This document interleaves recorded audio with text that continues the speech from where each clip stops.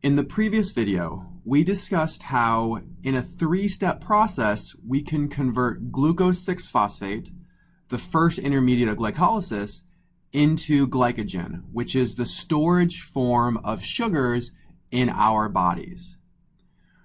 In this video, we're going to explore the reverse process. When our bodies need to free up glucose, it's a two-step process that can break down the glycogen and generate glucose 6-phosphate. The first reaction in this process involves the reaction of glycogen with phosphate. So the mechanism for this reaction is beyond the scope of what we're going to deal with in this class, but the outcome of it is something that you can predict.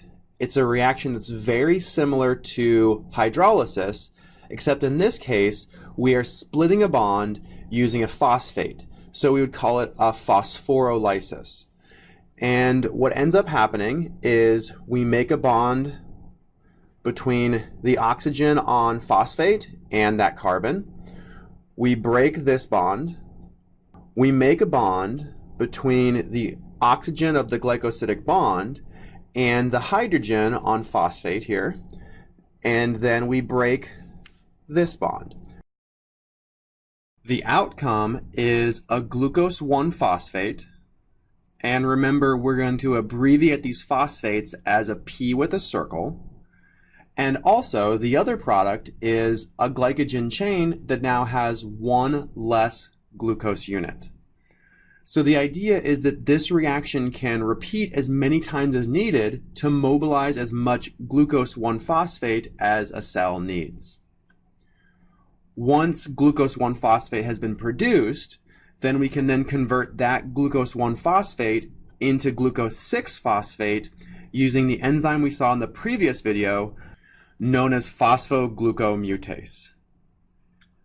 The product of this is glucose 6-phosphate, which is one of the intermediates of glycolysis, which means we have now mobilized glucose and put it into glycolysis.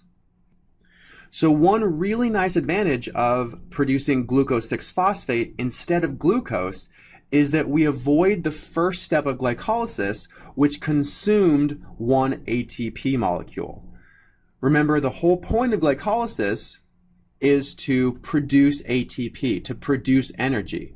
So if we can avoid that first step, which is an energy requiring step or an ATP consuming step, then the overall yield of glycolysis will be more efficient. We will produce 3 ATP molecules instead of 2. So let's go ahead and go back up to this first reaction. So this is the phosphorylysis of glycogen. The enzyme that carries out this reaction is known as glycogen phosphorylase. Glycogen phosphorylase is a really important regulatory enzyme in this process because just like glycogen synthase, it is susceptible to the chemical signals that are produced in the signaling pathways started by glycogen and by insulin. And we'll look at those signals in more detail in the next video.